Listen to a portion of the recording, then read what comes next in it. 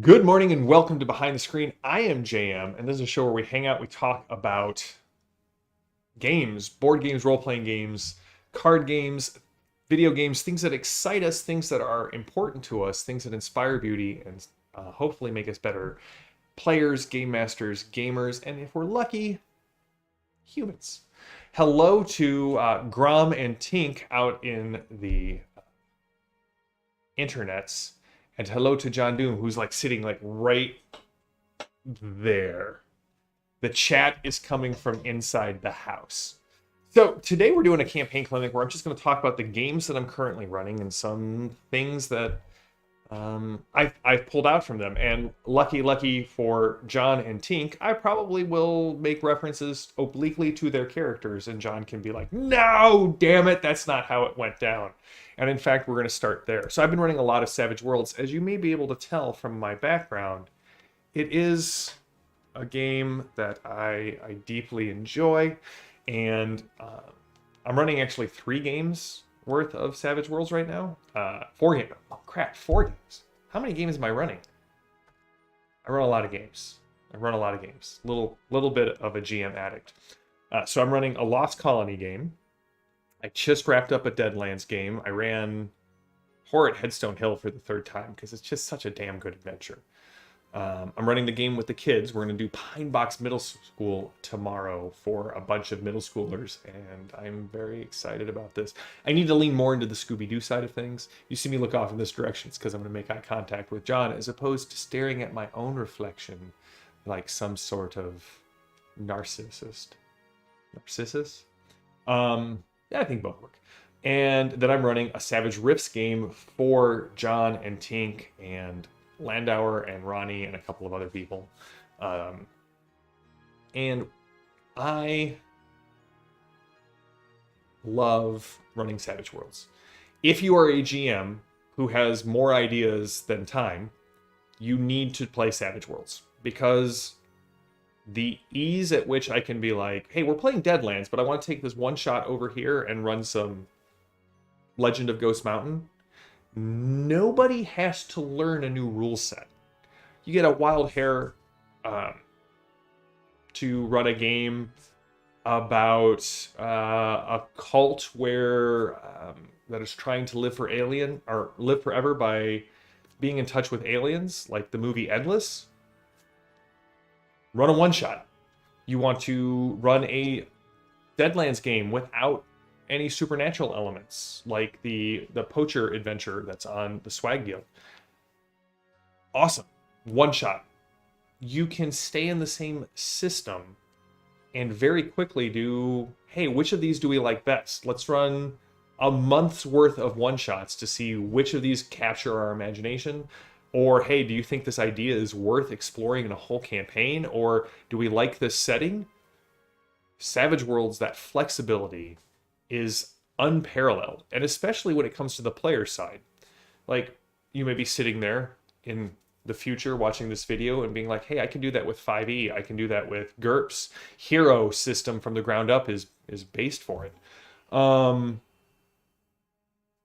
Cool, true, but let me tell you, the work on each of those systems, having played, John and I were talking about the games we've played and decided it's easier to talk about the games we haven't played. There is something unique about Savage Worlds, how fast it is for both players to make new characters and immediately be ready to play. And you as the GM, you don't need to spend hours in your garage with a belt sander and an acetylene torch and and an arc welder to get this game up and running. You go, hey, I want to run Crucible. I want these setting rules. Here's a one-page summary of the setting, and my players were ready to play Crucible that night. It didn't take much more than that. So as a game designer, a lot of my new games start off as Savage Worlds games, so I can see if I can kick the tires on the setting and see if the setting, the feel, the character options are worth it in the player's eyes, right? it lets me very quickly ideate, which is something that's very helpful for both a game master and for a game designer. I am running Wilson's Quarry, and I'm so excited about it. I'm going to hopefully not traumatize any children. I on the pine box scale of the slider of Scooby-Doo to Stranger Things, I've been many of the kids have made sure to tell me that they want it on the Scooby-Doo side of things. So, and Tracy's just a wonderful writer. I have it on good authority that several people in the chat have just finished up her Han Cluster plot point campaign. John's over there crying right now, thinking about it. No response. So you have to take what I'm saying as truth. Grom, we'll make a one shot happen here at some point. Like we'll do an online one shot of. Grom, do you like Terry Pratchett? Because I have been strong armed this week by several people saying when Modifius's playtest comes out that I have to run one shots for them. So if you want to strong arm me into that playtest group as well, you are more than welcome to. Playtesting is a weird thing. Something that we should do an entire episode on. Tink, write it down. Because playtesting requires a different set of eyes on the player's side of things. All right, Grom, well then you'll just have to play in my next Crucible playtest that I run. Because sort of announcement. I'm going to start developing Crucible of Realms as like an actual Savage setting, hopefully with a jump start by my birthday in October. So, Padre, good to see you, buddy. So speaking of playtesting, I'm running 2 different playtest groups of 13th Age 2nd Edition.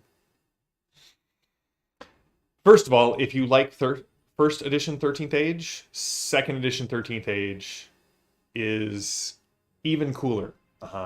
Rob and Jonathan have rejiggered the math, have reworked all of the core classes.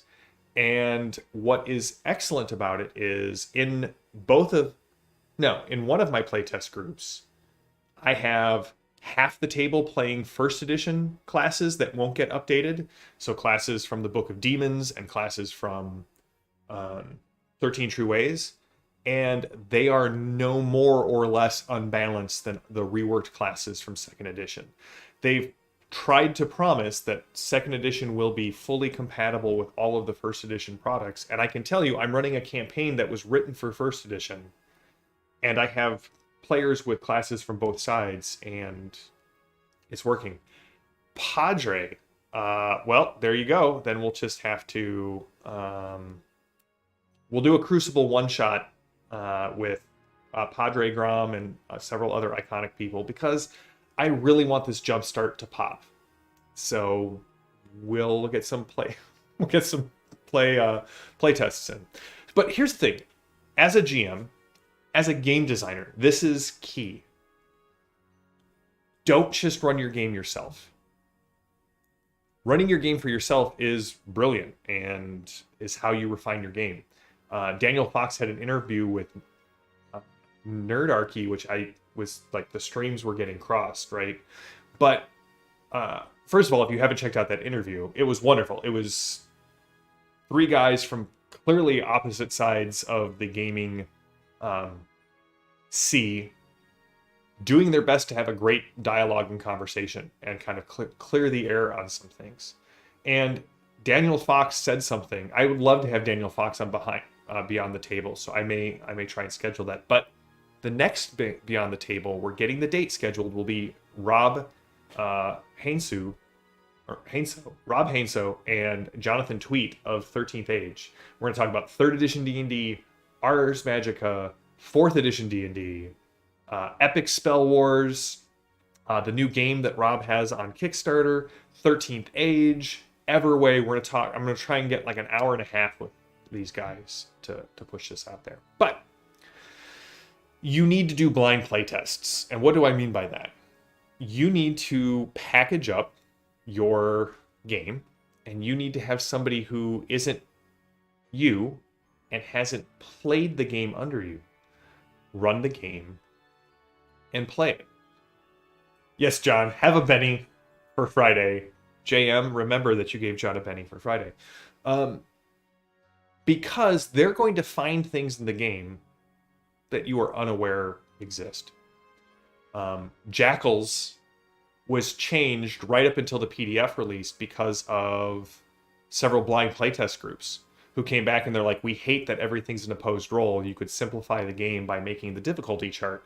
And I hated the idea, but that was the same feedback I got from every blind playtest group. And finally, I ran it myself and was like, well, damn it, this is way more elegant than the crunchy system I had came up with. And it changed.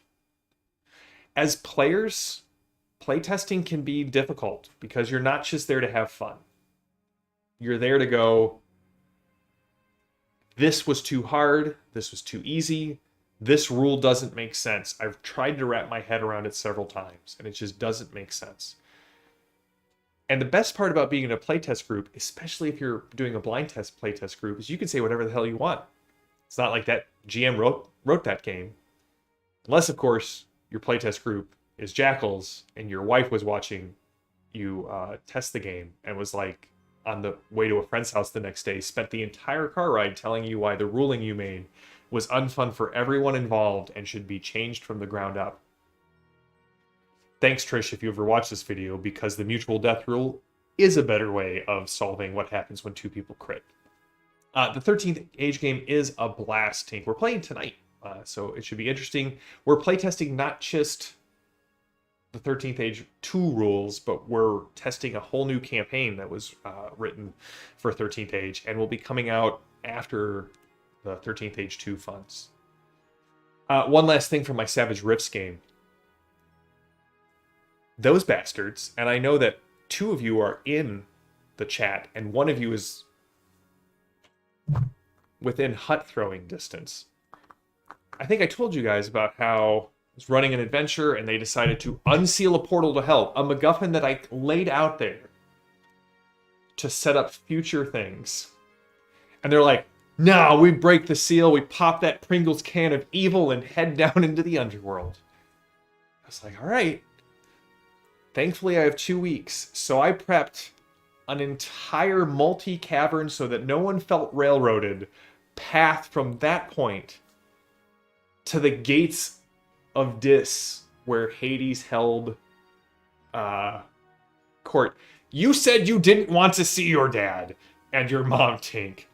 So the group ended up looting a battlefield, because, right, one of the themes of the underworld is it's full of riches, and then went, you know what, I do think that going to the underworld is a bad idea.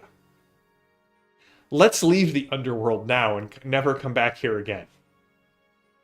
So I spent 2 weeks prepping this multi-path adventure, and now we're going back to the original adventure I've planned, which is why as a GM I always say don't scrap anything, because you never know when your players will make it a complete 180-degree turn and leave you with a bunch of prep.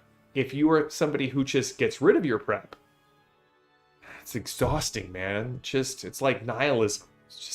We believe in nothing, Lebowski. Oh, sounds exhausting. Save it, reskin it, reuse it.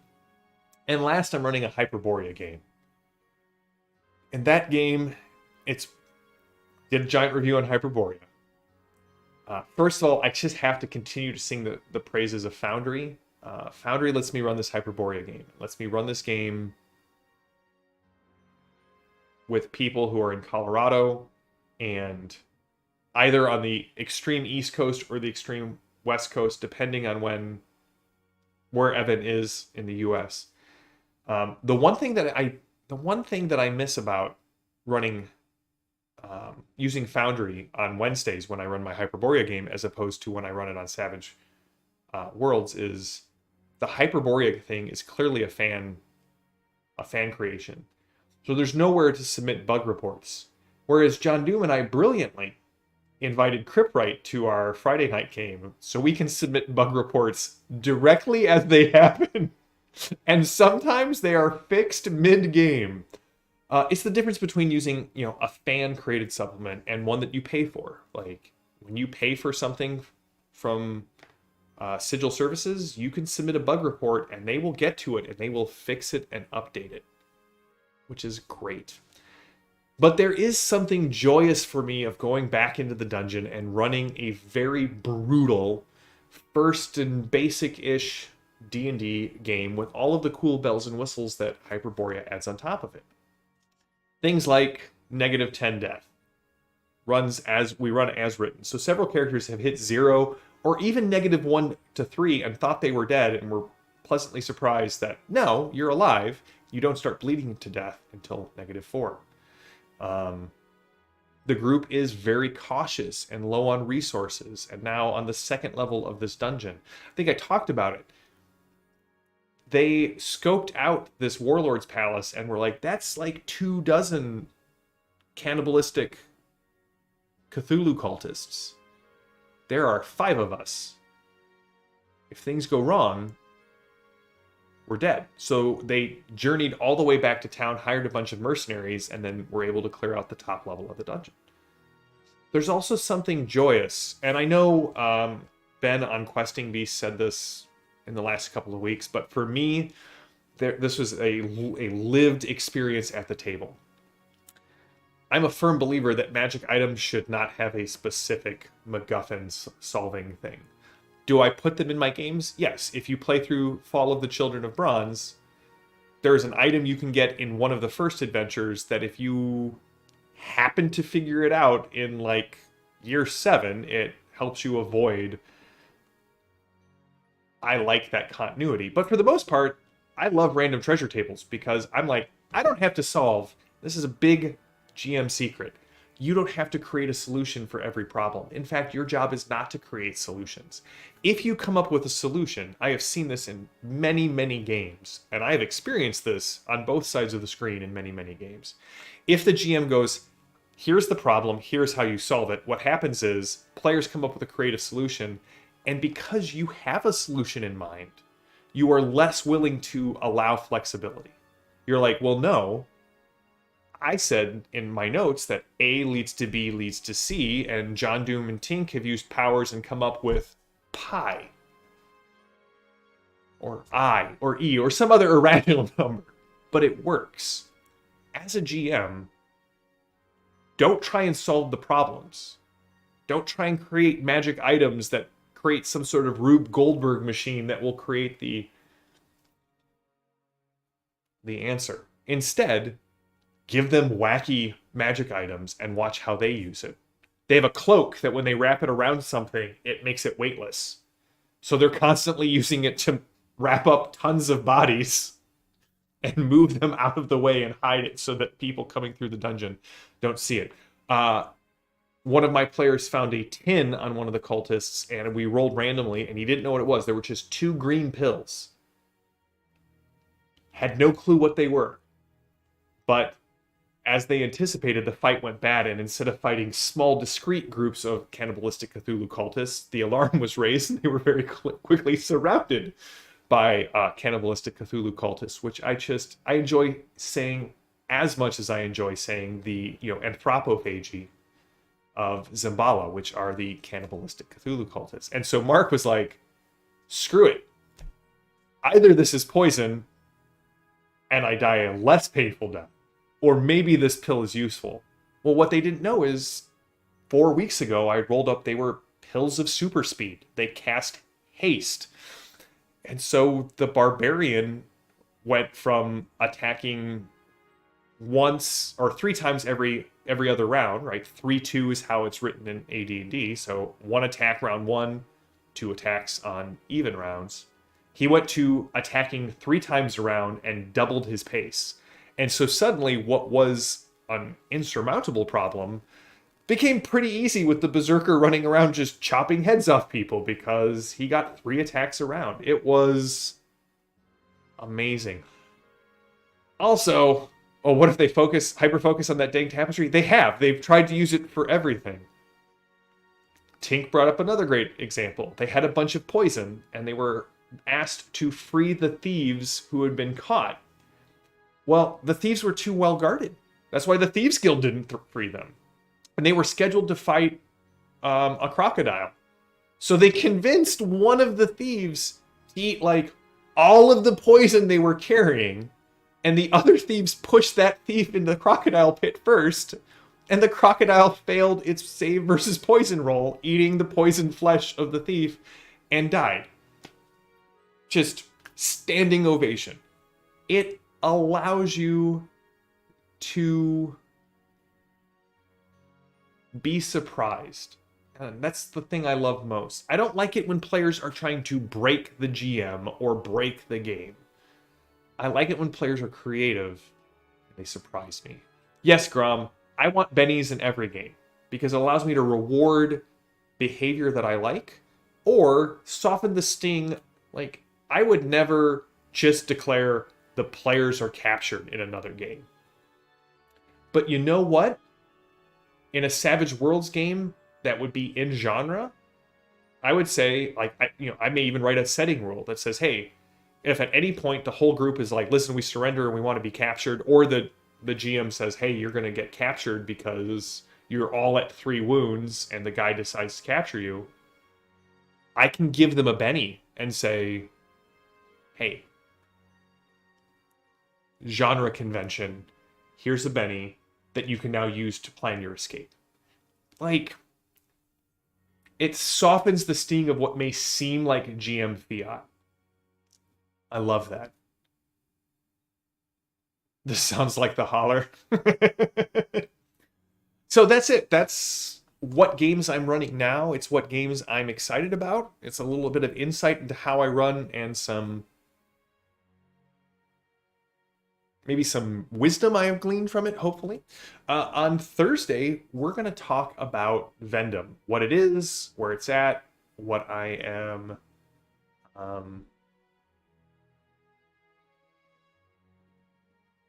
what I'm doing with it. And hopefully get to show off some art for it. I'm very excited about talking about Vendom. That's another project that I'm working on concurrently with Crucible. But yeah, I'm going to try and get Crucible Jumpstart published and put together. Probably in the other order. Does it make sense to publish it first and then try and create it? John and I were talking about, there are some times where things that seem like GM fiat can be directly tied back to player actions, and when that happens, I don't care about it. Like, if it's... So, there was this... I was running this game called Anima. If you are familiar with it, it is a game from, I think, Final Fantasy, the role-playing game. It was done by Fantasy Flight Games a while ago. And I had this idea. I had this clear idea that I wanted the group to be captured. So that I could run a little side plot of time travel nonsense with the group sending the primary group sending this group back in time to rescue their past selves. It worked with the story. But I couldn't figure out a way to just capture the group. I don't like that. So I just kept kicking this idea down the road. And that's when I introduced something that became a staple of many of my games. If it's set in the JM verse, and if you have played with me long enough, you may have heard of the Black Lantern. Black Lantern will only appear once in a campaign. Everyone is given the option of entering. It's a little tea house run by a mysterious woman. And you can ask for your heart's desire. The hostess of the Black Lantern will tell you the price. And you have to make a decision. If you accept it, your heart's desire will come true. If you reject it, you are never allowed in the Black Lantern again. So, like, it's your one and only chance to do this. And they're never things like, oh, I asked for another 1,000 wishes, or, it cost you 1,000 gold. One guy wanted to establish an organization that would prevent the incursion from dancers. And I was like, cool, it's half your life. Half your remaining life is what's going to cost you. And he's like, well, what does that mean? I'm like, at some point, I'm going to come to you and say, tonight's the night that your character's life runs out. This is your last session playing this character. He's like, well, how long do I have? I'm like, you don't know. But I will come to you at some point and I will say, this is it. Is that worth it to you? And he did. He accepted it. And so that's how the Council of Gaia was formed. And it has lasted through multiple different worlds, multiple different campaigns. The Council of Gaia and the Black Lantern are in Crucible.